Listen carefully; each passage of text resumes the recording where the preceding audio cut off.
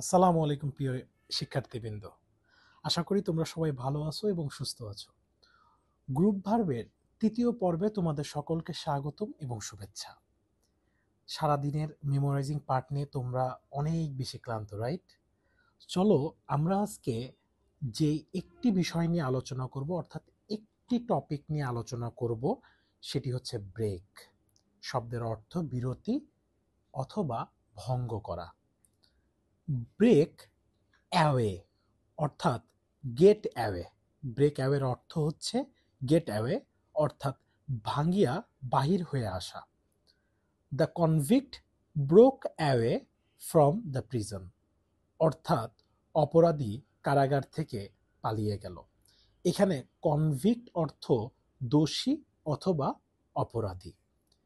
Break down শব্দটা, ফ্রেজটা লক্ষ্য করো। ব্রেক ডাউন শব্দের অর্থ ডিক্লাইন অর্থাৎ ভাঙিয়া পড়া অথবা দুর্বল হয়ে পড়া। His health broke down for hard work অর্থাৎ তার স্বাস্থ্য কঠোর পরিশ্রমের কারণে ভেঙে পড়েছে। ব্রেক ইন অথবা ব্রেক অন শব্দের অর্থ হচ্ছে বাধা দেওয়া, যেটার ইংরেজি আমরা যদি বলি তাহলে আসে interrupt. You should not break in or on our conversation অর্থাৎ তুমি আমাদের কথোপকথনে বাধা দেওয়া, তোমার আমাদের কথোপকথনে বাধা দেওয়া উচিত না। ব্রেক অফ ব্রেক অফ শব্দের অর্থ হচ্ছে স্টপ সাডেনলি অর্থাৎ হঠাৎ থামিয়া যাওয়া। The speaker broke of in the middle of his speech অর্থাৎ বক্তা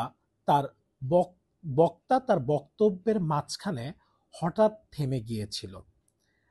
ব্রেক আউট শব্দের অর্থ স্প্রেড সাডেনলি অর্থাৎ হঠাৎ ছড়িয়ে পড়া।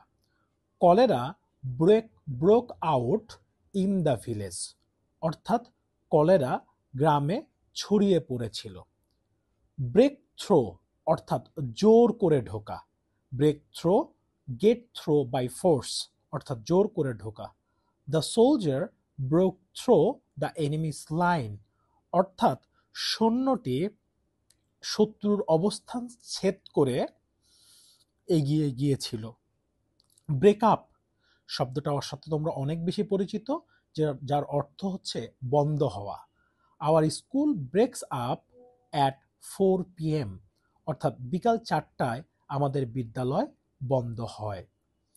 এরপরে দেখো ব্রেক উইথ শব্দের অর্থ হচ্ছে ঝগড়া করা।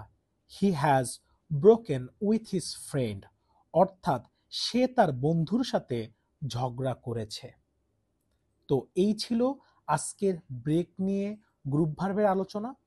ঠিক এই শব্দগুলো যখন তোমরা শুনবে তখন তোমাদের কাছে অনুরোধ, এই ফ্রেজগুলো বারবার লিখবে, বারবার শুনবে। আজকে এই পর্যন্তই, ততক্ষণ ভালো থাকো।